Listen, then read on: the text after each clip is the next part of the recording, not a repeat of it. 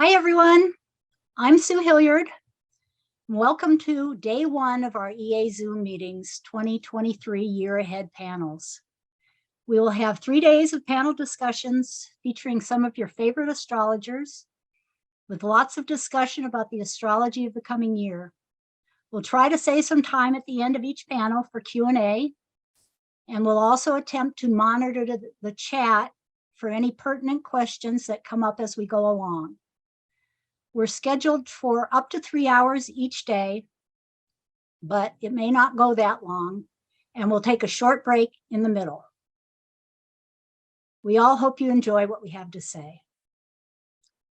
Patricia Walsh had been scheduled to be the moderator for this panel, but is recovering from surgery and won't be joining us tonight.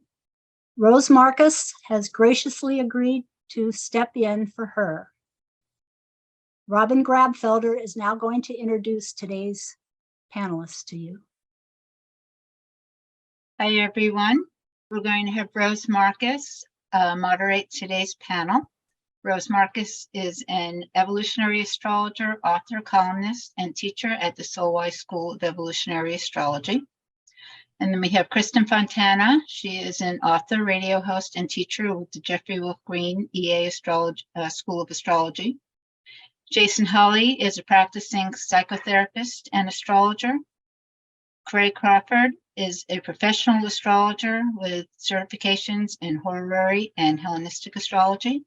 And Rachelle is an intuitive and evolutionary astrologer. Rose, would you like to take over?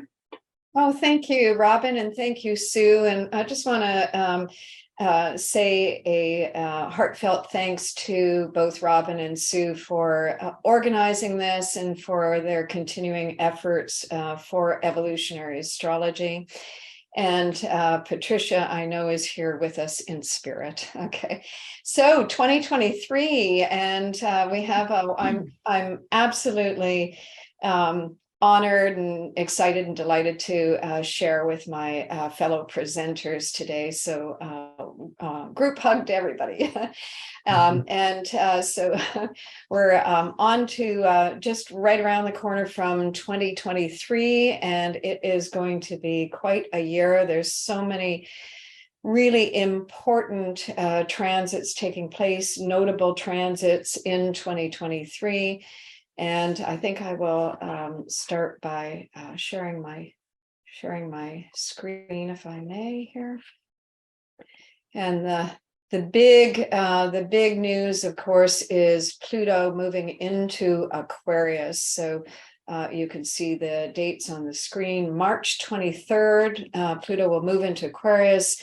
It's only going to dip into there this year, just going over to about 0.5 to June 11, when it'll leave Aquarius back into Capricorn until January of 2024. In 2024, you see the dates on the screen there to September 1st. As of November 19 of 2024, all the way through 2043, Pluto will be in Aquarius, and then another little dip back and forth before it finally leaves in 2044. So we have a lot to talk about, and here is the ingress chart. And I'm going to throw this open to my illustrious co-presenters today. And who would like to start? Nura, you have something you want to? Sure. I'm very excited about these shifts and really feeling how there's this story that we've had unfolding over the past few years with Pluto in the final degrees of Capricorn, and just how much is coming up around societal distortions. And what I find so fascinating is this interplay, this back and forth between the Capricorn and Aquarius, where it almost seems like we're going to get a lot of time to really almost experiment with a new way, a different kind of expression with moving into the Aquarian energy more as a collective, but then we still really get to work on these distortions. So it almost kind of feels like that Finding Nemo moment. I don't know if you all have kids, but that's almost where so many of my metaphors come these days, is like movies that I watch with my daughter. But there's the point where little Nemo, he wants to go to school and his dad's so scared because he's been so traumatized, right? Like he lost his wife and all his other kids. And that also speaks to one of the Capricorn themes of parentage and all of that. But, you know, young Nemo, he's so excited. He just wants to go and join the crew. And it's like that one scene where there's the sea anemone and he's like going out and then coming back in and then going out and coming back in. And so it feels like we get to test the waters. We get to test maybe a little bit more of this communal consensus, kind of collective awakening energy, but then we get to come back into our own, you know, well, what is the fear point that I'm contributing, and where do I get to do my own work around evolving this? So I feel like having that as the undertone of what we're all stepping into this year, it feels really exciting because I know we've all been really ready and waiting for it for a very long time. Cool, thank you. Jason, what have you got to say? About Pluto in Aquarius, I guess the thing that is most on my mind is the way that so much has been shifted in the Pluto and Capricorn time. So much has been the rotten roots of so many things are very much on display. There are so many things that are now taken for granted about how the world is, that if you said them in 2007, you know, you were seen as a Marxist or as, you know, somebody who's really on the fringe in one way or another. And now everyone takes for granted that the corporations are in control. Everyone takes for granted that the governments are corrupted. Like the system, the total reality of the system has been exposed. Pluto and Capricorn in that sense has been a great success.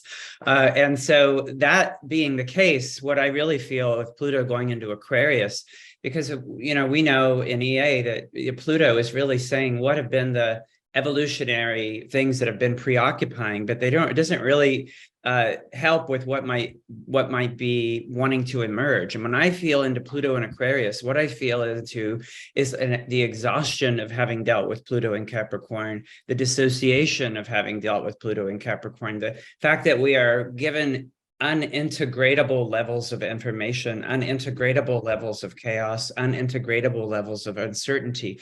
And that to me is Aquarius, right? Where things have gotten past the capacity for the individual to integrate, and the necessity of group, the necessity of community, the necessity of others, but then the possibility of breaking into, you know, groups and not the experience of whole.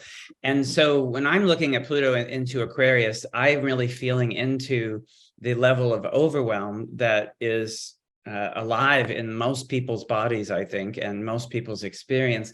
And also, of course, we immediately have to presence the polarity and speak to the Leo polarity and the possibility of how do you find a coherence in the heart, because the mind will not be able to adequately deal with this. It will go into all the regular Aquarian patterns of dissociative process. And so for me, there's a lot of energy in my heart towards the Leo polarity that will also emerge. And I know we're going to talk about some of the Leo activations right across from Pluto this coming year. But those for me are where, if I were speaking about this energy field, I might say like fragmentation to coherence, or at least that being kind of like the aim I would have, is the heart-based coherence that will be needed, because only the heart will be large enough to hold the levels of transformation and confrontation that await us. And the heart is big enough, though, I guess, from my perspective. And that will be the beautiful process for me that I'm excited about. I'm not so excited about the happenings, but I feel very excited about the possibilities in consciousness for being with and being in the heart together. That's what my sort of hope. That's where I'm living with this at the moment. Great, thank you, Jason, and I really confer with that as well too, because the past few years have been so difficult, and we're so worn out, aren't we? Exhaustion. It's been very, very difficult, and at some point, we come back to exactly that, come back to standing in that heart center, because it's almost to a certain extent with this intensity, the last resort. There's nothing else but to come back to it, right? Like that exhaustion level and giving it up at that level to come back to there. Kristin. Yeah, I mean, I'm excited too about it. It's been a long road with Pluto and Capricorn, and so much of what we talk about when we discuss the archetype of Capricorn is our own conditioning and what's happened throughout our lifetime, and how we've made choices that might have been rooted in that conditioning, and how we've judged ourselves if we think about not doing what we've done, or what will people think if I make this choice or that choice. And so I think on a personal level for people, it's going to feel like everything has a limit, and I've reached mine, and I've repressed, I've stuffed, how long can you hold on to that beach ball that you're pushing underwater, right? That beach ball that's full of emotion, that's full of who you are, perhaps. How long can you control that before it literally darts out and becomes something else? And so, especially with the transiting South Node in Scorpio, so many people are feeling on a deeper level who they are. We are being put to the test of who our soul is and what we've come here to do. I mean, why are you here? We all have a responsibility, Capricorn, to actualize what we've come here to do and to be. And so I love the actual chart when it happens, the 0-0, that is so important, what's happening in the chart. So Mars at 29 Gemini, you can't just talk about it or think about it anymore. It's going to require an emotional leap. And we all know it. If you've been through a Pluto transit, at some point, Pluto's going to win, right? You're already in the middle of the wave. You're holding on for dear life. There's some things in your life you need to change, you need to confront. It's about eliminating the things that no longer support your forward motion. And so I think it's going to require a lot of emotional wherewithal, and just taking that leap and trusting that you'll land where you need to, because you're being honest, and you're not holding back anymore. So the moment, even with Jupiter and the moon conjoined in Aries around that time, all this Aries energy, it's that brand new initiation, and it's giving you just the energy and the courage to be honest about who you are, and to be unapologetically so. I'll throw in an asteroid, Ceres is retrograde, 29 degrees Virgo. I mean, come on, you got to recover who you are unapologetically so, and to liberate yourself with this an enormous amount of energy to help propel you into this experience of your own individuality. The chart itself, you can see here with Pluto at 0 degrees is squaring the nodal axis. Yeah. And Pluto squares the nodes for most of the year. The nodes are going to move from Scorpio to Taurus into Libra Aries. And that Scorpio south node, it's been stripping it away. It is the intention to confront. And when you have Pluto squaring, these nodes, which are the survival axis, the soul is looking to do some very specific work here. It is targeting Pluto. Zeroes in on the bottom line, and it is zeroing in on the bottom line for each one of us in our own individual ways. This chart is very interesting. The fact that Mars at 29 degrees, that's the anaretic degrees, but Mars has just come out of, or, will have been out of 7 months of Mars in Gemini doing the retrograde tour. Kristin and I did a whole lecture on that as well, too. So that Mars is really ready to move to the next level. And Venus, ruler of the North Node, is new phase to the nodal axis. The nodes travel backwards. Venus has recently conjuncted it. Venus is moving away from the North Node, new phase here, and still in balsamic phase to Uranus. So it's on the move with that North Node in Taurus. I say that it's setting up an optimizing of an evaluation process. Taurus is about evaluating, and there are all kinds of important things for us to evaluate. I want to hear from Gray. I don't have you on the screen there, Gray. You want to jump in here?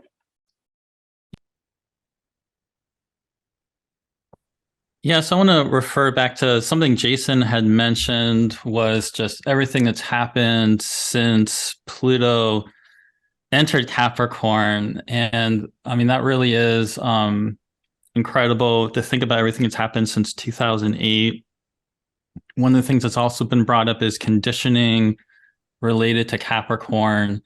And there has been so many things regarding systems, structures, corporations, various systemic oppressions that really have all been uprooted in a lot of ways, and a lot of toxicity that's been released, a lot of people falling back to the past along those lines, and which is also very Aquarian actually, and relates to this also.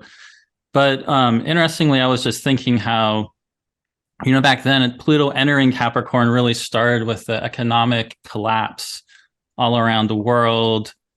In America, for sure, and other places, corporations were really bailed out. And as we came towards the end of Pluto and Capricorn, especially with the whole lineup of Pluto and Saturn coming together on their own south nodes. The south node of the moon was also with them in 2019, which relates to now we're coming to the square of Pluto squaring that same south node now.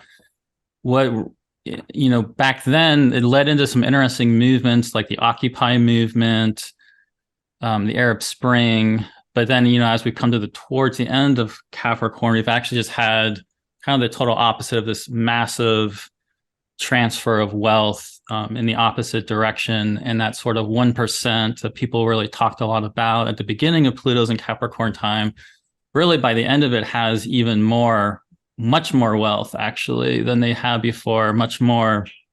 I don't know if they actually have more control over things, but they definitely ended up taking up a lot more wealth through this recent pandemic period, as far as some of those statistics about, how much more money the billionaires have now than they did before it. And one of the things that's interesting about that related to, Pluto in Aquarius is this often is a revolutionary time period, often fragmentation going back, across not just last time the French Revolution happened. The American Revolution was winding up when it went in. And the other thing that's happening that you can see in the chart is Saturn having recently gone into Pisces. So this whole Saturn-Neptune time period is also starting to come into play, and the balsamic dissolution of that. And it's just a super hyper dissolution, sort of alchemical solutio of just like watery dissolution that's going to be going on, being in Pisces. Saturn, Neptune, and Pisces being even more extreme than normal Saturn, Neptune, which happens anyway. But it's just in an especially, watery, dissolving sign. And so we know Saturn, Neptune, often there are, revolutions and changes based upon economic inequities. And so there's a lot of stuff that's, that's really charged around that. The something else that makes me think of is Aquarius being a human sign. It's one, the air signs are all, the humanitarian human signs. One of the constellational stories of Aquarius is also Ganymede, like this princely shepherd that gets, abducted and lifted up by Zeus, which is actually also something Jason's talked about before, and we can probably weave back into this. But just thinking about Pluto coming into Aquarius, and what does it mean to be human? What is our relationship with spirits and the gods? Because at the same time, all this, it's been really wild how, all this artificial intelligence and AI stuff was already coming in But it's as we get to this Pluto and Aquarius entry point, it's just like hyper accelerating. And there's all these questions that are already coming up around that. And so Pluto's going to really, I think, really deeply confront all of us with questions like this. But in terms of that idea of like, Ganymede being the cupbearer to the gods and our relationship, with the planets, with spirit, there's so many more people that have a more animistic relational approach to astrology and really in more of a mutual relationship kind of back and forth. That's also really interesting as we come into this period in a way that, there's some sort of connection with that and like ancestors and a more animistic connection. That's one thing that to me, I don't see how AI ever really gets there. And so it's one way it's starting to already make me think about how to, distinguish where we're going with some of these things all coming together. But I think actually on this, I was just looking at Jeff Green's book on Pluto and Aquarius. I hadn't actually looked at that in quite a while. And one of the things I picked up from looking at that, which was something I was already thinking of, is relating to Pluto and Aquarius, is this idea of transformation, deconditioning. It's certainly something that can be about breaking with the past. But one of those things, what is Pluto going to, besides AI and technology and information control and, kind of even brainwashing that can happen over different forms of media control and the way people display information. Something else that can come up is just our idea of, our ideals and our visions for what our ideals are and the way we think things we want things to be is also going to be coming up with Saturn and Neptune. And when we get really attached to that and we really cling to the way we think things should be, that's when we can get the sort of Jungian, enantiodroma of like it turns into its opposite. And something like the French Revolution and freedom can turn into a reign of terror. And I think that's going to be really one of the key points with this time period is having your ideals and wanting to have this vision and the potential of Aquarius for this transformation and this new way of being, but without clinging to being really hardline about way things have to be and being open to letting go of certain beliefs and certain visions of way things have to be, being part of actual group dynamics, actually paying attention to how the world and how culture is changing and how can you kind of adapt and actually bring things forward to fit in with that, if that makes sense. Yeah, that does. It's interesting with this ingress chart with Pluto moving into Aquarius, and in terms of fracturing of societies and so on, we have fracturing of the mind as well too. And I think we can see it. There's an awful lot of people walking around on the planet who are not mentally grounded, or it's that whole fracturing, and we have to look at dealing with all of that as well too.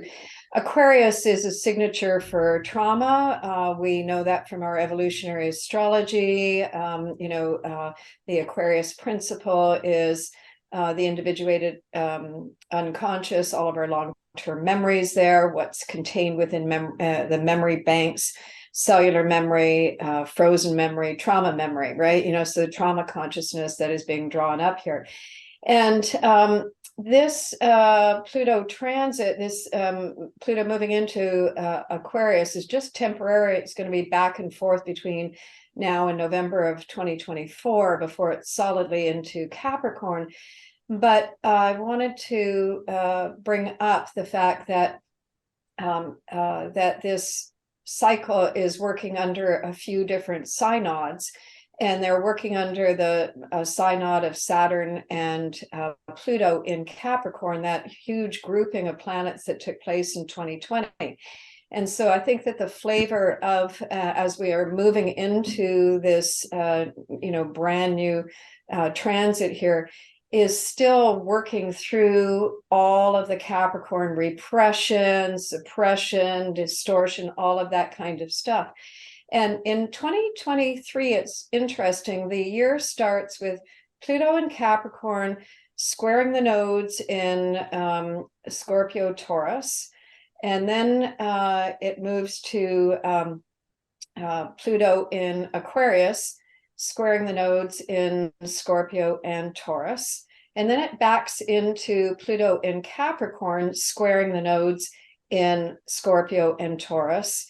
And then it moves to Capricorn, squaring the nodes in Libra, Aries.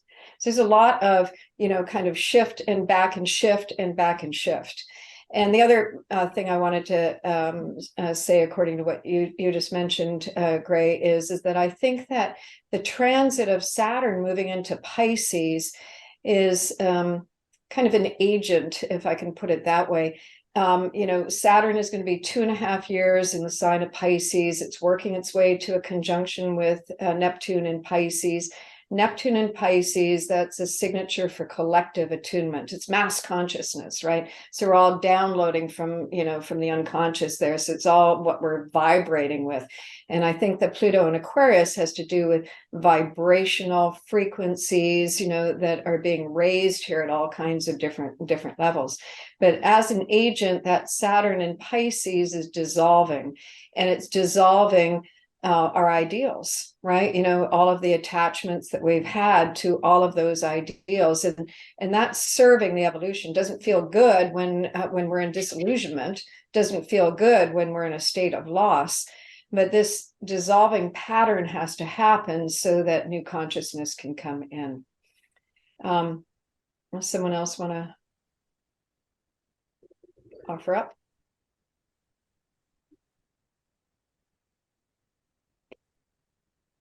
I'll jump in. Go ahead, Kristin. Go ahead. Never since I've been alive, I think, or any of you have obviously, Pluto takes 248 years to go all the way around the zodiac. For those of you who are new to astrology, wanting to tune in here, so it takes a long time, and the nodes they move in 18-year chapters, and so Pluto does move into a square to the nodes. What is that? I mean, it's how many times is it squaring the nodes at least, Rose? Well, because Pluto's is steeply inclined to the ecliptic, it's not an average motion for Pluto. So I haven't got that. Okay, you've got the numbers, girl. Yeah. But anyway, what's happening, obviously, with several archetypes being addressed here, right? We're going back and forth. We go into Aquarius, back into Capricorn, and it's squaring 4 different types of energies or archetypes in our life. They're going to land in different places in our charts. And it's a cardinal energy. When we're addressing the Capricorn archetype itself, it's one of the cardinal signs. And it's going to be a 2 steps forward, 1 step back process. We don't just become liberated overnight, or the world doesn't fall apart overnight. It takes time. And a lot has changed since 2008, and not in the trajectory that a majority of us would prefer, right? And so it takes an extreme to counteract an extreme. It has reached an extreme now, the 1%. And everybody else is saying, yo, wait, what about us? No way. And finally, if there's enough people to rebel, that will happen. But it takes time. It's going to take many, many years for things to meter out again. But the back and forth is just part of it. I mean, once some big radical thing has happened, or radical shift or change in laws, or some whatever it might be, that it requires a stepping back. And ultimately, we are going to have to connect and become more group minded in order to survive, really. And so it's going to be important. I mean, look what happened in Ukraine. Look at how the Ukrainian people have bonded together and done everything that they could to survive and to keep what they call theirs. And I think there'll be more of that. But it is, again, going to be that toggling, that 2 steps forward cardinal experience with the Capricorn in particular. And I was also drawn to thinking as the two of you have been, speaking to the Pluto square the nodes, and I look at this ingress chart for Pluto's first movement to Aquarius, it really feels like, in this situation, right, the resolution node is the south node. And so it's almost like there is a desire, it's a little bit like after all that Pluto and Capricorn, and then you get to Pluto and Aquarius, it's like, fuck, I still have to deal with all this shit, And I think that's the thing, right? And we do hear in the mainstream astrology world a sort of breathless anticipation of like Aquarius and all of the great things that are going to happen. But when I look at this, that's what I see. It's like, it's very tempting with this Pluto and Aquarius to sort of say, I want to just jump prematurely to that Taurus play. I just want to be secure and in my own little thing and in my own little fortress and safe and secure. And it's like, nope, there's still something that has to be looked at, right? Like that's what the South Node in Scorpio says to me. It's like, you're going to have to deal with this shit. It's a little bit like something that we just now faced in this gathering. It's sort of like, oh, this thing is like, nope, you don't just get to go and feel secure and safe. First, you have to face that there's still shit going on. There's still intensity circulating. There's still shadow to confront and to deal with. And that's like, you got to go there. And I think about, how Pluto square the nodes is such a powerful signature of resistance to evolution, right? Like I don't want to, I'm not ready to. I happen to have Pluto square the nodes. So, if I feel almost in my body, though, like, oh, I really want to transform. No, that simultaneous thing. So I feel like we get, in this coming year, it's kind of almost like an opportunity to work through our resistance. Maybe that's one of the things that is really going to be helpful about that toggle that you're speaking about, and the movement back to the Capricorn cardinal squaring, and then this fixed, because it's like, maybe there's some way to work with one's own resistance. That's what I'm just kind of learning as you're speaking. Yeah. And Saturn is in Pisces in this chart, forming a trine to that south node, right? So some of the water is going to allow access, and Mars is going to go into Cancer, form a trine in there as well, too. So that kind of starts the year. I think that it's end of March into the beginning of April when you get that nice trine in water there, Mars, south node, and Saturn. Nura, you have something you want to? Oh, sorry, Jen. Yeah. Sure. I was reflecting on just the different generations. So the Pluto and Scorpio generation has been incredibly called forward. Maybe not, super visible because that's not Scorpio's style, but at the very least, where all of us have Scorpio, we're all doing this deep confrontation work, this confrontation with self, exactly like you were mentioning, Jason. I'm so glad you brought that in about the resolution node, and how we have to go through the fears, but how it almost feels like all of the fixed sign Pluto generations, which is, I'm imagining there's no Pluto in Taurus people, Aquarius babies, they'll be coming in, but it's pretty much the Pluto and Scorpio crew and the Pluto and Leo crew. And I find it interesting, like the Pluto and Scorpio, well, it's like the coming of age crew a little bit. I'm also part of that. And I'm only, mid-30s. I'm only just now starting to really find my voice and feeling like I can be safe to be seen and show up in the world. And then I reflect on the Pluto and Leo generation, which is a lot of, like, not necessarily my parents, they were Pluto and Virgo, but like some of my friends' parents, the Pluto and Leo, like the Woodstock generation, and how there's such an interesting dynamic. I feel like we get to kind of work together. It feels like there's this learning around what are the actual things that we can do to influence change? Because I grew up, for example, with a lot of idealism around what happened in the 60s and a lot of the change movements and people really coming together. And I feel like the Pluto and Leo generation really embodied that polarity point of the Pluto and Aquarius, that polarity point. And then for me growing up, there was a lot of like, well, did it work? Like kind of unraveling that, like, wait, we're still in the same mess. Like, did anything actually change? So a lot of this, like, kind of feeling nihilistic and feeling a little bit jaded about things. And it almost feels like over these past, especially the past couple of years, and then even into, especially with the South Node in Scorpio, it feels like a lot of people have finally gotten to the place of like, this is it. This is like the worst fear, like the worst possible fear is like, oh, we're going to be stuck in this forever.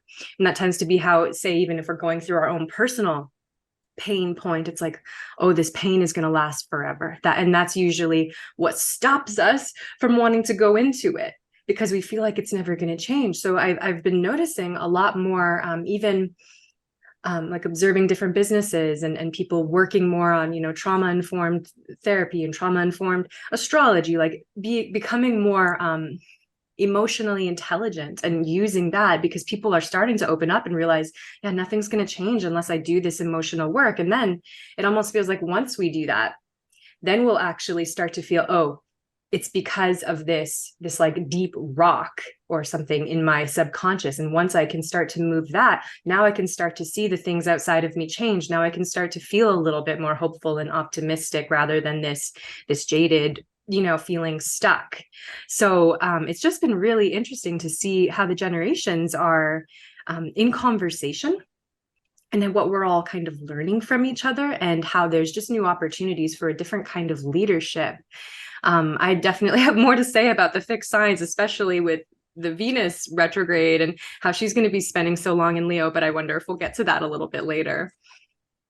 Yeah. I think I was going to, with what you were just saying, and also going back to what Jason was talking about with that resolution node of Scorpio, something we haven't talked about. It's about around March 12th, about a week and a few days before this is when there's the exact Jupiter-Chiron conjunction. And Jupiter and Chiron are still very, very close together. Jupiter's only a couple degrees away right here. Mercury's going to be coming through there too. There's a lot of Aries. I mean, the moon's even happens to be in Aries on this at this time of the ingress. But that Jupiter-Chiron conjunction in Aries, I think, is so important related to all this, and really speaks to, I think, what you were just saying, Nura, not only with this people feeling stuck, the people that do have felt stuck and wanting things to change. It's not like we can just make that happen. There has to be this inner work that's done, that we can't just move. I mean, that Venus near the North Node in Taurus coming towards Uranus looks really exciting, and just wanting to move really fast through this like big change. But there's obviously all this grief, all this wounds and different material that's built up that really has to be worked through and integrated. And I just really like how Jupiter-Chiron in Aries is happening at the same time. That's actually just very hopeful to me.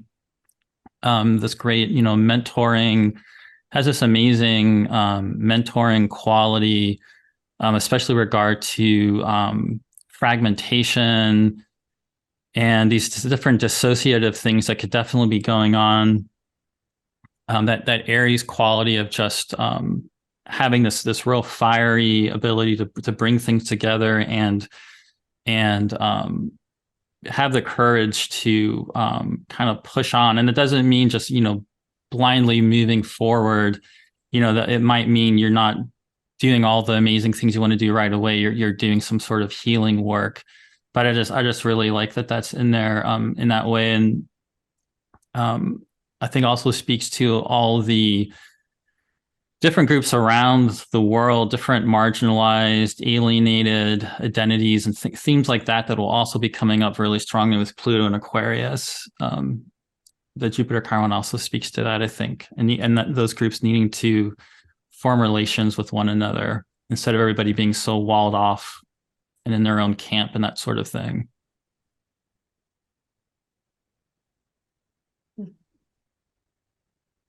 Yeah, it does feel like a big year for just identity shifting, but from this really internal sort of self-gnosis place.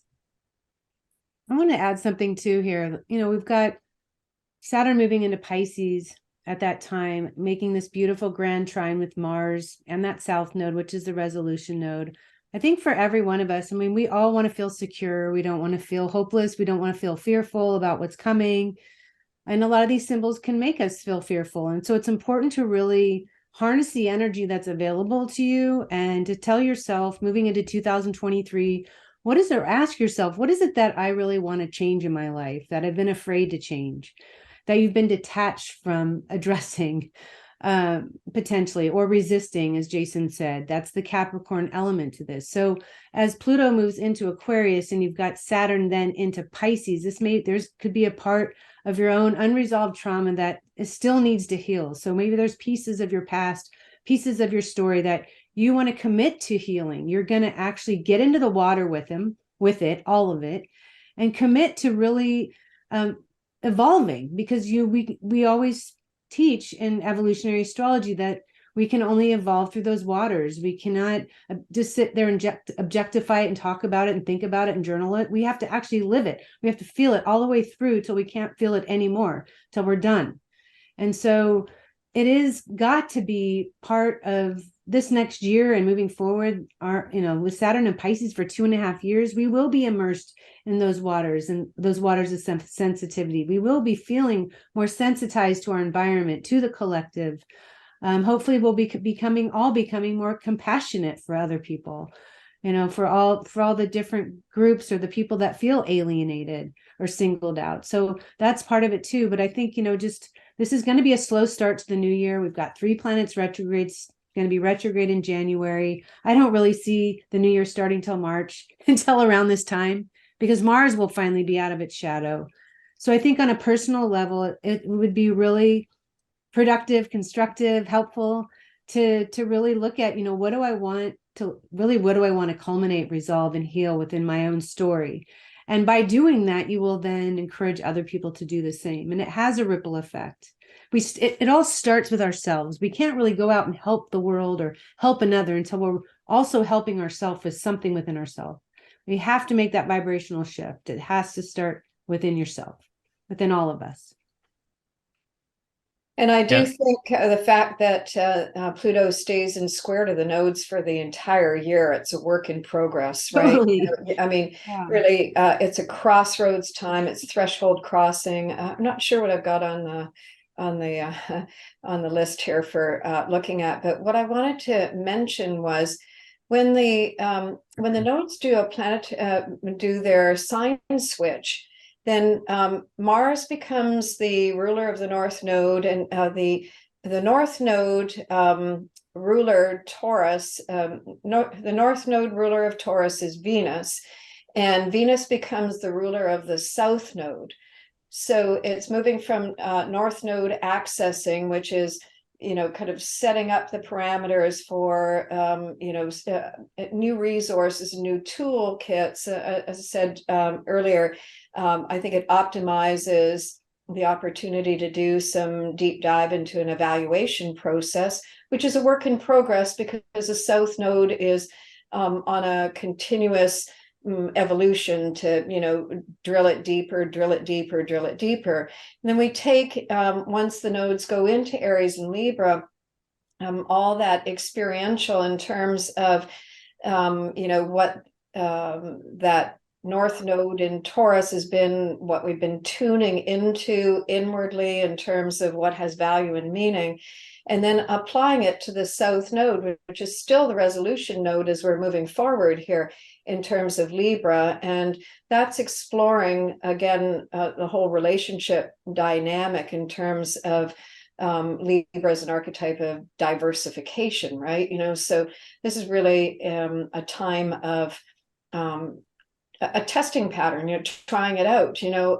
What have I come up with for myself? And when I go out there and relate, and relating in terms of relating with others, but relating to my social world as well too. It's got to do with my relationship to money, even, and so on, and the evolution of that. I put the nodes in here as we come up to July 17, when Pluto backs into Capricorn. Venus will be at 28 degrees of Leo, and that is a quincunx relationship, and Mars is in Virgo, also in that quincunx relationship. So we have some adjusting to do, some working out to do. So I think that whatever you said, Jason, about maybe being premature, I think that as we go through later on in the year, we get to see if that was premature, to pull back again and to to try something else, to correct, to fine tune, to fix, right? And it carries on like that. And as we move forward, of course, this is shortly, and we're going to have Venus retrograde, right? Yeah, I was going to say within like a week of that, right? Like it's Venus goes retrograde. Mm-hmm. And it will stay retrograde until the beginning of September in the sign of Leo. It's forming a trine to the North Node in this chart on July 17 as the nodes do the nodal switch here. When we are evolving and the people in our life are perhaps not doing that work, and we're really in the middle of that Pluto square the nodes, we're not resisting, we're surrendering. And then you come up, for a breath, and, maybe Pluto's retrograding back into Capricorn, and you're starting to review the relationships in your life. And you're asking yourself, is this relationship supporting my growth? And I mean, is this a match? Is this still a match? And do I still want to be in this relationship? Because this will be a period of time when relationships are ending that aren't contributing to your evolution. It's like, you need to remove some stuff in the backpack. It's just getting too heavy. You really just got to consider what is supporting, where you're headed, your soul's intentions. There's plenty of people that stay connected to certain people out of obligation or other reasons, or because it's familiar. And yet maybe it's just slowing you down. And so that's what's going to happen. I mean, if someone's really experiencing a growth spurt through this transit, and then Pluto retrogrades, there's going to be a lot of reevaluation of marriages and partnerships, or, it could be business relationships, whatever it might be.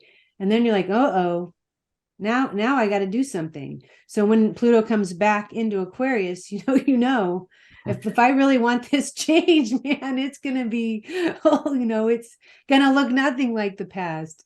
And so, of course, it's going to have to take time. You're going to have to really sit with all of it to make sure that it's the right thing. Yeah, I really feel that energy in here too. Reinforcing it also is the balsamic relation of the nodal rulers, and then also that Venus will go retrograde a week later. It's like those are definite to my mind, letting go signatures, completions, karmic wrap-ups. Like, okay, we this was just right to this point, and it's just right to let it go now. And it kind of goes along also for me with just the balsamic Saturn Neptune and Pisces that's going on, as Saturn is coming in there. So I can really feeling that as you're speaking about it. Yeah. Well, and the possibility that is like lightening the load, right? There's the lightening the load. Totally. Yeah. Totally. So, I mean, one way to think about it is imagining, this is Pisces, imagining your future. And you imagine, is this somebody I want in my future? And so, because the imagining allows us to create the ideal, it's free. We can do it peacefully within ourselves. What is the ultimate ideal for me? And what happens if you're having an active spiritual life and your partner is doing none of that? This summer comes and it's going to be intense, right? We're never always going to be right at the same page with another person, but it's really going to make sure that that you are, being true to yourself, being true to the journey, and we have an opportunity to either culminate or continue the relationships. And for a lot of people, maybe it wasn't right up until this point, and it just the screws were tightening, and you just finally, with Pluto involved, it can be something very intense. Not this, okay, let's just part ways kind of thing. It can be painful. It can be intense. And the longer that you hold on, the tighter you hold on, the harder it will be. So I think the Pisces energy will allow for a greater experience, hopefully, of just surrendering to what's best for both or all. Well, with this particular chart, Mercury in Leo is supporting that Venus in Leo as it turns retrograde, for you to get back to your own creative center to your own heart center, right? So I think that's reinforcing. Yeah, what's the high road? That's what that yod says. Pluto, sextile, Neptune. What's the high road? You've got Mars and Venus balsamic. Things are ending, but it doesn't mean it has to be horrible. It can be heavenly. Sometimes when people end relationships and situations, they'll say, I wonder what took me so long. And it can be a variety of relationships. It can be a friendship. It doesn't have to be an intimate relationship. It's the relationships that you've given yourself, your soul to over time. How much of my energy do I want to dedicate to this relationship or that relationship? It's run its course, and I will peacefully and lovingly say adieu, a bit adieu, So the sextile will show you, with Pluto to Neptune, the sextile will show you the high road. If you ask for it, it will be revealed, and you will find peace in letting go, for sure. I think the earlier too, the period leading into this, while the node's still in Scorpio and Pluto's squaring it, and that shift of the south node going from, so the resolution node basically is moving from Scorpio into Libra in this time period. Certainly, there could be an issue with having let go of certain relationships. But I think the most important thing is that the great quality of Scorpio that just goes to the depth and really penetrates.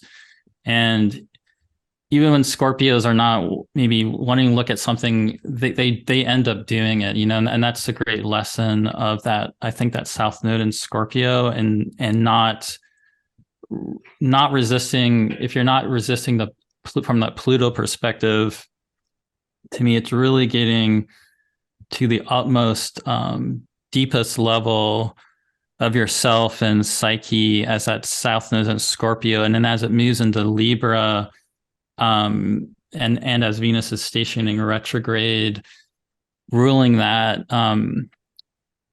in a sextile, it makes me think of then being able to bring that inner awareness, into relational dynamics, being able to really navigate those dynamics, even when the other person, in whatever form of relationship it is, isn't really lined up with you necessarily. You can still, stay within your center and not lose yourself into that relational dynamic, because that would be what's one of the dangers of the nodes and the Pluto square flipping to that, is that South Node in Libra being more just going along with the relationship and not having that Aries quality. And it's just fascinating to me that Venus goes retrograde in Leo after Pluto goes back, because then it's sort of like that retrograde. It's almost like clearing out this really powerful Leo, which is the ultimate polarity point of the Pluto and Aquarius time once it comes back. But the whole Leo section of our charts gets this really deep, super deep dive into that sort of creative coherence and everything.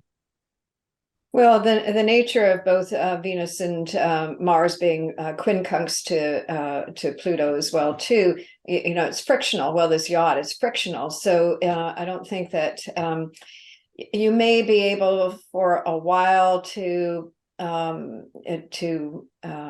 stay on the surface, but I don't think that you will for long, right? It won't be satisfying enough. You can say, I'll go along with this, it's fine for all these reasons, but it's still going to nag you until you do something about it. It's interesting. This chart is also a new moon, right? Which is squaring the nodal axis as well too, and Mercury and Jupiter in square too. So there's so many transits this year that will support you to making the necessary change. That's what I think is here, and it's going to be perhaps the first portion of the year, and the second portion of the year might be vastly different. You might be off to the races, despite the fact that Mars is retrograde until March is going to be a big shift point here, but we will have Jupiter in Aries, so you might be pedal to metal in some way, and in the second half of the year you get to figure out why that needs refining or did not work.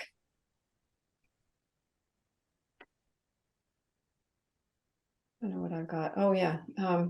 These are the 3 points of Pluto moving into Aquarius. I don't know whether we want to talk about these right now. March 23rd, January 20th, and November 19. I've just put at the bottom of the screen. It's interesting. Each one of these ingresses, Jupiter's in Aries, Jupiter's in Taurus, Jupiter's in Gemini, right? You know, so we've got, we're setting it up as we go. I've got your pictures over top of the screen here, so I can't quite see, but you know, it will be moving along between 2023 and 2024, right? You know, so we're going to do an awful lot of living in a short period of time, I think, right?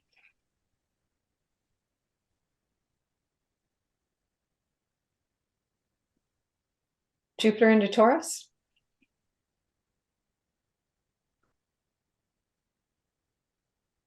Or even, do you have that chart that's right after this? I think you showed before, you had on a slide around May 20th where, yeah.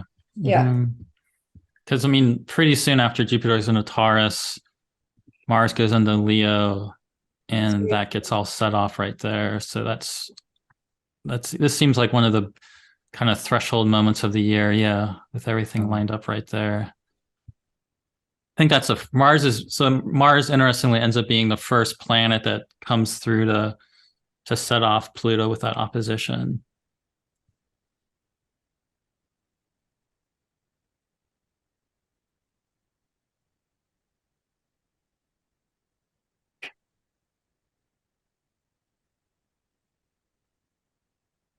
It's certainly dynamic, isn't it? It's really going to kick it up a notch. May 20th. This is after a couple of eclipses happen and so forth. So, you know, Mars and Pluto in opposition, you know, that's huge. And so we have the opposition there, and Mars, of course, is the experiential track of embodying soul desires, and it's moving into Leo with Jupiter aspecting the North Node. Again, it is on the evaluation principle of what is best for me, right? You know, and really giving a lot more awareness. It's an awakening of some kind. You know, it's the push-pull with that, you know, like Jason was saying a few moments ago, I want to evolve, but you know, and you know, I want to do my thing, but you know, there's I think that this will be quite dynamic to set us up for what comes over the next few months, right? Yeah, this chart is really fascinating to me, just given that we've got both of the planetary rulers of the South Node opposing each other, and just in that relationship, kind of one having, you know, Pluto having the resolution node as the South Node, but then Mars having resolution node as the North Node. So just so much stretching and pulling and kind of like Grand Cross energy, but the fixed. So it's so deeply entrenched, such deep, whether we want to say it's karma or ancestral, genetic, epigenetic lineage, or what we're holding in our bodies. It just feels like Jupiter wants us to feel in our bodies so deeply. Mentioned earlier the Uranus or the Aquarius factor with trauma, and then how we've also got the Uranus in Taurus. So it does feel like it's the way through is somatic and feeling, and also maybe voice, a lot of even just being able to communicate about things, and that being a way to just also kind of pull that get into that South Node Scorpio place. I always think of the I think there's the World card in the tarot, where there's all four of the fixed signs, the four watchers of the galaxy, the four guardians of the galaxy being the fixed signs, and how it always feels like this karmic choice point energy, where it's like, am I going to continue doing the thing that I've just always done, or that's just been passed down to me, or that this is just what everybody else is doing, or am I going to make a choice that will help me to better serve humanity, or how I came here to serve and what I really came here to contribute? And then where is the where is my action best served? It feels like with Mars really leading this, like what does maybe also surrendered action look like? Like I think sometimes we talk about flow and being in the flow state, and I think that'll become very relevant with Saturn and Pisces and joining Neptune with this surrender. But then I still have to live in my day-to-day life, and so what does surrendered action look like when I'm being pulled and almost stuck, like maybe feeling like I can't move forward with things? And it's just that, one foot in front of the other, or maybe one slight budge open of my heart. Who was it that said, Jason Holley, you're getting quoted on this. The heart is big enough. The heart is big enough to hold us and help us to take these micro steps forward. And so it feels like I almost feel like this spring needs to have like a movie title kind of name, because there's so much happening in this time. I was just thinking that Mars looks like it's incentive, that there's some incentive. This chart is a trigger, and Mars is going to have some incentive that it's going to want, right? There's going to be some desire there that is going to propel. Jason? Yeah, I this is one of the places that does take me to the heart, because I do feel like when you say incentive and propel also, and think about just Mars's role relative to Pluto and at the polarity, it for me, this really is that thing of the, and of course Venus will come through and oppose from Leo also, right? Like a couple weeks later, I think. Mm-hmm. And so just the nodal rulers all being in play here, and this notion for me of the heart having to expand to hold so much. There's so much going on with Pluto, the node, all the Taurus material, and this potential of that the action is about centering in the heart, which for me is the way through for the whole period of Pluto and Pluto and Aquarius. Over and over again, that's where coherence will come from, because Aquarius by its nature is so incoherent, right? It's so full of interruption and mythologies of abduction and dissociation and things breaking up. And we even know from the body, I think about the heart math breathing method, right? Where you locate your consciousness at your heart and you breathe from there. And the heart, of course, creates a coherent electromagnetic field in the body, like the heart's connection to Leo. The brain is always an incoherent field. You cannot get a coherent field from the electrical impulses of the brain. It's very Aquarian, right? It's all over the place, which is its beauty also. It's a wonderful thing. It's great at breaking deconditioning, having breakthroughs and intellectual, openings. But the coherence factor that I see when I see that Mars in Leo is so deep. And then to look at it trining to Neptune, that is a really like potentially oceanic kind of love space that could be opened up, that I really do think is like is the way through. It doesn't involve closing our eyes to any of the Scorpio realities, right? It doesn't involve pretending that everything is well. It actually involves feeling it all, letting it all touch our hearts. And I just feel a lot of faith in that. I guess that's the Neptune word there, right? And I feel a lot of faith in the buoyancy of love and the coherence of that, which will feel to me totally necessary, because I think looking at this, there is, it really is in this transition from Pluto, Capricorn to Aquarius, you can just see the muchness there is to sort through. There's a lot of muchness. Is that a word?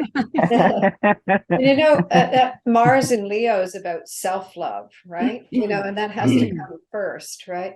And the Mars in Leo transit precedes Venus in Leo and Venus retrograde in Leo, right? So that Mars is setting the stage. I think too, it's what you want might surprise you at that time. It's a very surprising transit. It's like something could come out of the blue. You could meet somebody, you can have an experience. It just like opens your heart right away. And so, yeah, what you want could surprise you, but your instinct through this opposition is pulling from your soul.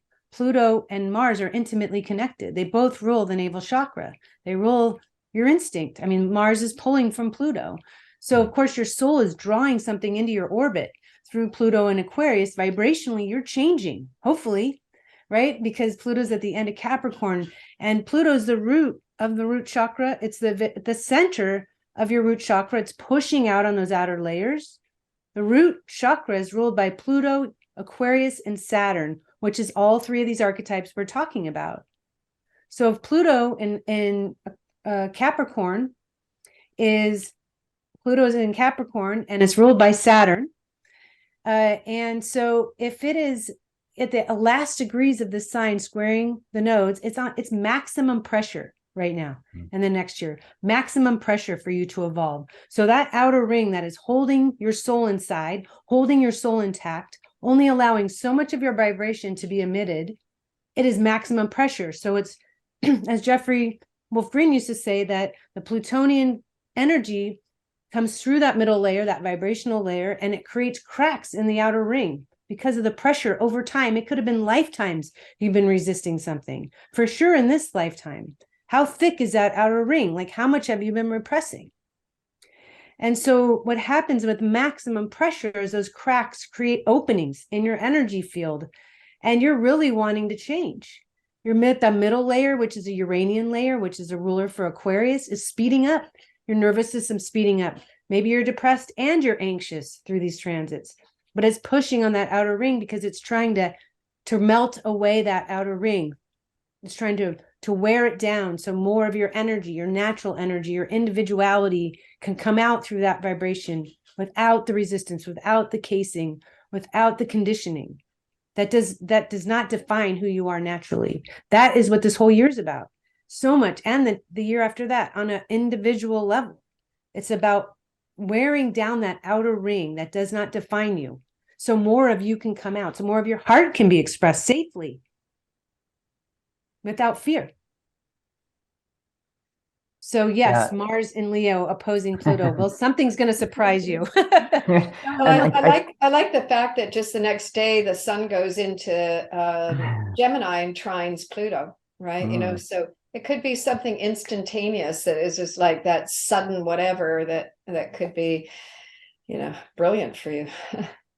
And something that would bring a person out of their head, you know, Totally. like looking at Pluto and Aquarius, one of the things that I see in that time period is people wanting to go more virtual, more in the head, more, you know, like more merged with the technology, all of that kind of thing. And there is something in this chart that is here on the screen now of like a kind of a leap, a leap into the heart, a leap out of the head, you know, leap out of the virtuality. I mean, one of the things that, you know, Aquarius is always anywhere but here, anywhere but anytime but now.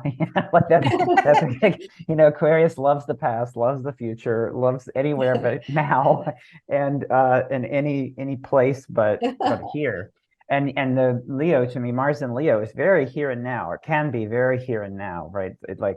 And so I do feel like that's an invitation that it would be good. Again, as we're talking, I'm beginning to see 2023 and a kind of like a working through resistances and getting ready for the longer term of Pluto and Aquarius. And if I think about this as a beautiful warm up to that, right? A warm up to let's all get a sense of what what Leo means, because we're going to need it. and it's going to be good, right? It's like that's potent. Yeah. Yeah, I think also even with just the Saturn, Neptune at the same time in this period in Pisces, like that Leo solar fire quality is going to be really, really important. But what you were just saying about being in our head, I mean, I don't know if it will actually line up with the timeline, but I think it was a few weeks ago that they were saying Elon Musk's like Neuralink thing might be tested on humans in this general time period, which is like the ultimate expression of that idea to me. And but yeah, this is sort of like the opposite of that. And like Nura was saying, with like being in the body and more somatic and letting yourself slow down into that Taurean, you know, coherence. It's actually really exciting to me because of the other thing is not just Saturn, Neptune is starting here. Now we also have Jupiter, Uranus starting up, and they don't actually come together until 2024, but they get, you know, fairly close together. And that's all also starting up right here, which is an incredibly It's just one of the most like innovatively creative combinations. And in Taurus makes me think about a lot of really much more actually embodied, coming from the body, and adding in that Leo coming from the heart, types of innovation that's actually very centered and very coherent. I think there's something that we've been dealing with Uranus and Taurus for so long now, and it's been working that Taurus area, and Jupiter entering it right here, with the North Node also right there. There seems to be like a real kind of gift of that, and it's like y'all are saying, letting the Mars kind of enter the heart and really express that, really go with that in a courageous way forward. Yeah, like it's really about our environment as well. It's such a big part of what's happening in our planet on the Earth with Uranus and Taurus. Let's hope that the innovation has a lot to do with means to slow down the melting ice on our planet and how everything's being affected. And so I'm hoping with Jupiter and Taurus that there'll be answers that help to reduce everything that's slipping away, that's keeping us stable on an Earth level. So, and so when you look at that, it's, like everybody talks about what they want to leave for their kids or their grandkids. What's the Earth going to be like? How hot is it going to be in 20 years or 40 years? So my hope, at least with Uranus and Taurus, is that there's going to be solutions, for our environment that people are on board with. And I think collectively, at least in a lot of countries, there's plenty of things going on, but we'll see what happens in the coming year if those strides are taken to help at least slow things down on that level. Well, there's just been some recent announcements, about protecting. It was the EU Union, 30% of natural land and so forth that they're going to protect, and like I feel very hopeful for Pluto and Aquarius. I think that science is moving rather fast in terms of finding solutions, and I think we will come up with them. I'm happy to see that Jupiter, Uranus in Taurus. So hopefully that means that if we are into recession and everything goes to hell this year, it's going to be short. Well, one thing I just want to say about that Jupiter Uranus too that I'm feeling is also that that it's also balsamic to the last conjunction, right? So the Jupiter Uranus are balsamic, and so there is also, when I look at this and see the North Node there, the notion also of letting go of the innovations we don't need, Right. or like releasing some of, like when you're talking about the Neuralink thing, and all these AI things that are coming and all this stuff. It's like there also feels like a strong statement about like simplify. There is a simplify message in this that says, slow down with all of the fast pace of innovation. Like I think that's one of the things that I see right now, just looking at that. Even I noticed, looking back at some of the past Pluto and Aquarius, like that French Revolution time period, a lot of the people that became like the romantics like Shelley and Mary Shelley and like Lord Byron, and they were all born Pluto and Aquarius. Like they were born in that time period, and once they grew up, they created the romantic movement, which was sort of like going away from a different version of that. And it was like the reacting to the Industrial Revolution, and now we're going to be reacting to whatever. I don't even know if we can know what's coming exactly. But I just had a thought. I think it was in 2011 or 2012, Jason, that you talked at the EA conference, and I remember you put a thing of that Star Trek. The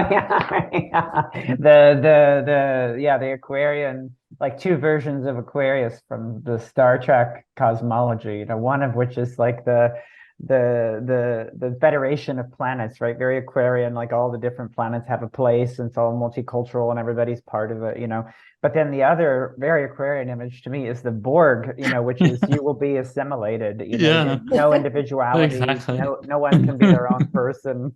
And I feel like those are the Aquarian options, right? And they feel very connected to that. And that feels very real to me too, by the way. I mean, the notion of being incorporated into the technology and Yeah. giving up individuality in order to kind of logging out into that. It's like that's one of the real risks, I think, of Pluto and Aquarius is the preference for the virtual to the lived, for the mediated to the immediate. The Aquarius tends to prefer, levels of detachment and dissociation, and merger with the machine is something that would be seductive, in this situation, particularly if what we face outside is really feeling overwhelming and feels traumatizing. Then there's a tendency like, let me pull out of this situation. So that's again why I think the training in the heart is so important.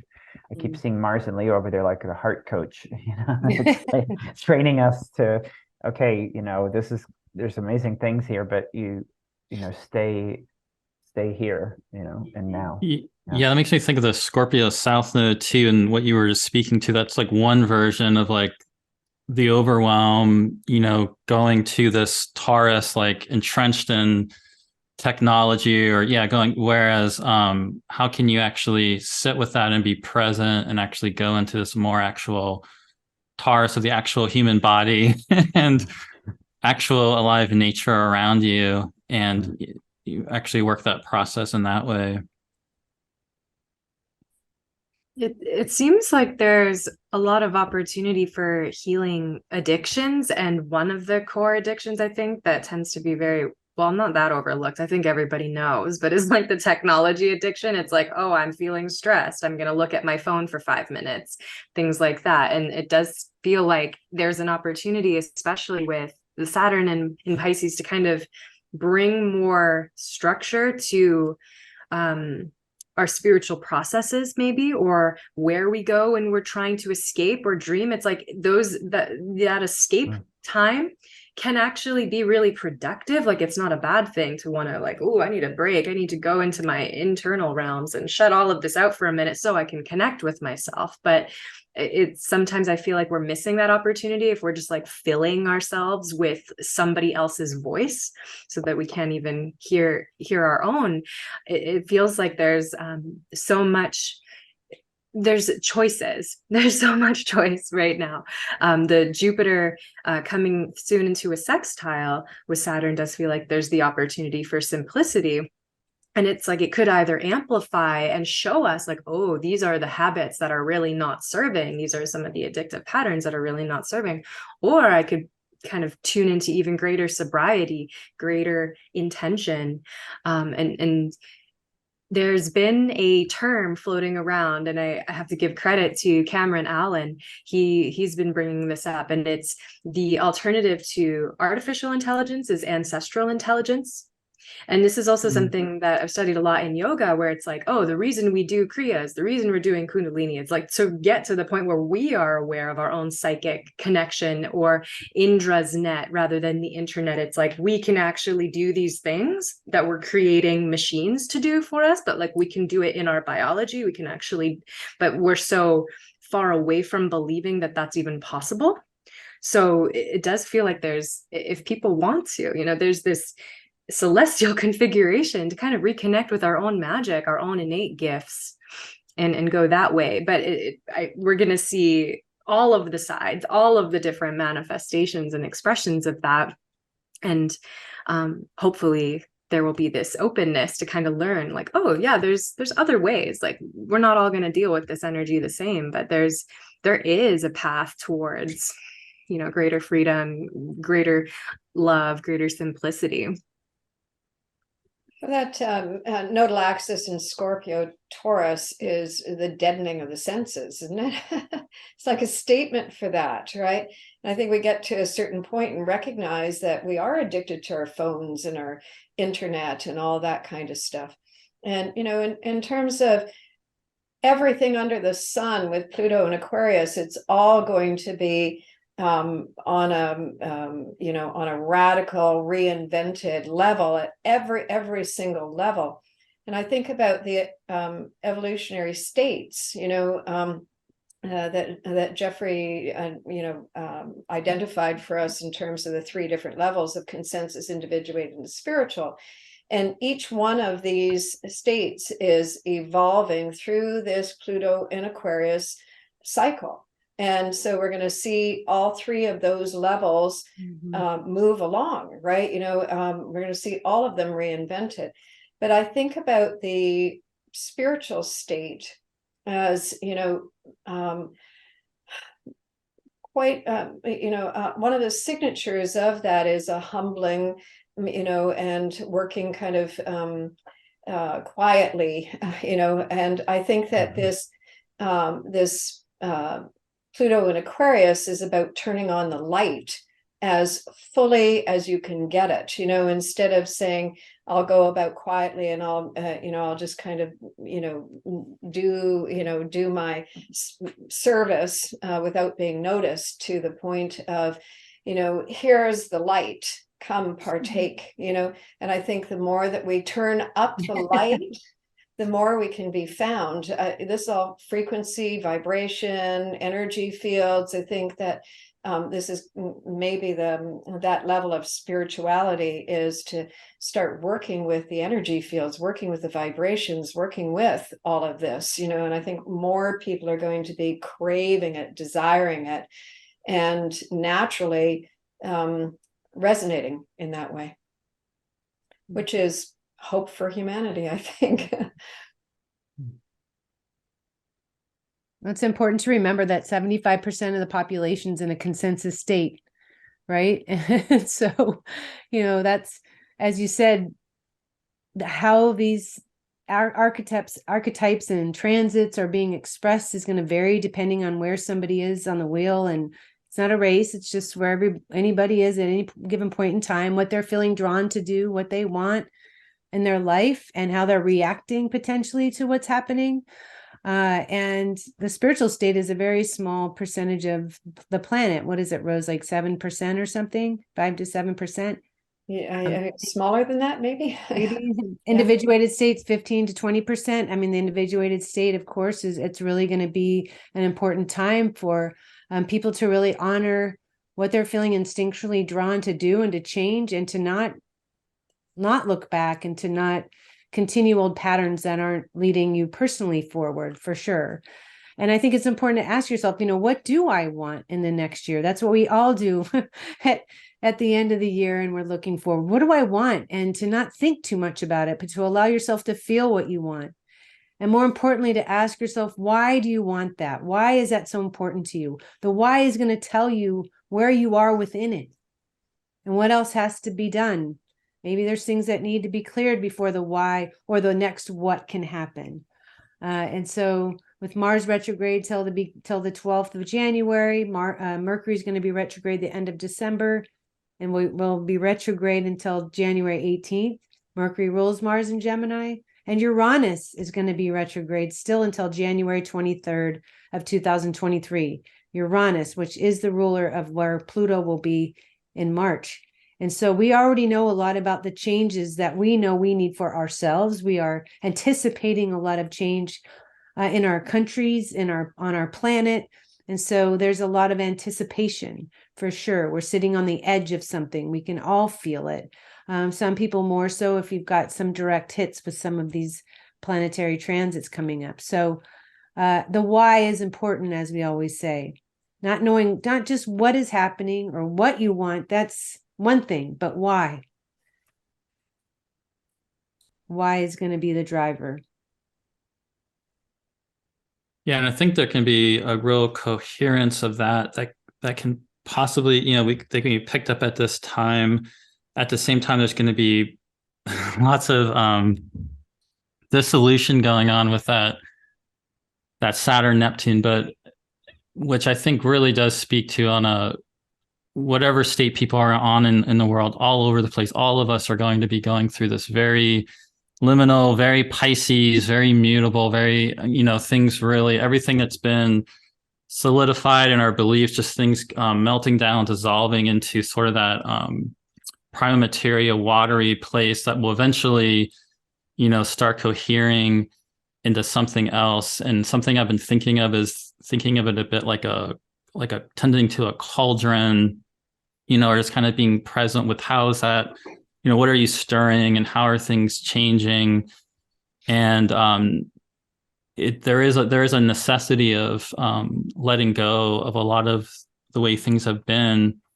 But I think at the same time, with the Leo and the Taurus and this fixed thing coming in here, there's a sense of just cohering what you can about where you are right now. And especially with everything that's changed in the past few years, because the other thing that's going on here is Jupiter coming into the waxing sextile with Saturn, their first really major harmonious aspect since the conjunction at the end of 2020, which Pluto is like sitting right on top of. So there's something also really vital about, all the changes that happened in 2020. What have you started changing since that Jupiter Saturn conjunction that's coming in here? At the same time, there's like this letting go. It's all very fluid and changing during this year. It feels like simultaneous. I think it's important to remember that even when there's really intense transits, like a Pluto squaring the nodes for the whole planet, we are all experiencing this together, is that there are always offsetting energies, Gray, just like you were talking about. And I mean, I love the look of that. And I think, Nura, you were talking about that too. That I love what you said about more freedom, more love, more simplicity. Like, I'm on board for those three things right there. I mean, I think if you just focus on those three things, that, just putting that in your energy and really keeping things, simplifying is a powerful thing. It really is. And so I'm looking forward, Gray, to that transit, to that sextile very much, because it is practical. It is simple. And Taurus is all about our inner relationship to ourself, and through extension, what created us. There's a natural sextile from the second house to the 12th house, right? So, it's really easy. We make it hard on ourselves to, maybe not make those things a priority every day. But I think if we do make our spiritual journey a priority, if we do make simplifying our lives and being more present a priority, then everybody benefits. Everybody around us benefits as well. So I do look forward to that. And of course, the planet benefits. That's a powerful aspect, as simple as it looks. Do we have any kind of closing thoughts? Anybody have anything they want to add in finishing off today? I just did get inspired to share kind of where you were going with mentioning like the 12th house and the second house as central to our relationship needs as taught in the evolutionary astrology paradigm. And then how when the South Node shifts into Libra, that's going to bring that whole trifecta home. We're going to get to really work with that for the year. So it just does feel like if we put that intention in to really understand our relationship needs and who are we creating with and for and why, that we'll at least have a direction, right? We can't know all the answers, but we can know the next step, or we can intuit it from that place. And maybe we get to release also some of the conditioning around what we thought our relationship needs were. Or maybe they're just evolving. Yeah. Pluto and Aquarius about taking a risk. If you can entertain a new possibility for yourself, this is a transit that is meant to accelerate, and something little can create a seismic shift, right? So give it a shot, see where it takes you, and you just might be really happy about it. Yeah. Expect miracles and expect to be delightfully surprised.